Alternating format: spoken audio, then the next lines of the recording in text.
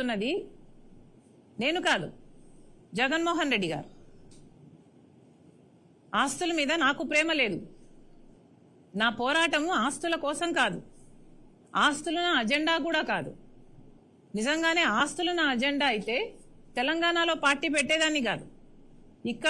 అప్పుడే ఇక్కడ ఆంధ్ర రాష్ట్రంలో పార్టీ పెట్టేదాన్ని. ఆస్తులే నా అజెండా అయితే జగన్మోహన్ రెడ్డి గారు నేను సైన్ చేసుకున్న MOU పేపర్ని ఇన్ని సంవత్సరాలుగా ఇప్పటికీ కూడా బయట పెట్టకుండా, కోర్టులో ఒక కేసు వేయకుండా అది నా చేతిలో మాత్రమే పెట్టుకొని కూర్చునేదాన్ని కాదు. ఇప్పుడు కూడా MOU బయటకు వచ్చింది అంటే ఎందుకు వచ్చింది? ఎందుకంటే జగన్మోహన్ రెడ్డి గారు సరస్వతి షేర్లు మళ్ళీ వెనక్కి కావాలని అమ్మ మీద కేసేస్తూ ఆ కేసు పరంగా MOUను ఆయన సబ్మిట్ చేశాడు కోర్టులో. కాబట్టి MOU ఈరోజు పబ్లిక్ డొమైన్లో ఉంది. కానీ నా చేతిలో ఉండి కూడా MOU నేను కోర్టుకు వెళ్ళలేదు. ఆస్తులే నా అజెండా అయితే నేను ఎప్పుడో కోర్టుకు వెళ్లేదాన్ని. అది కాదు నా అజెండా.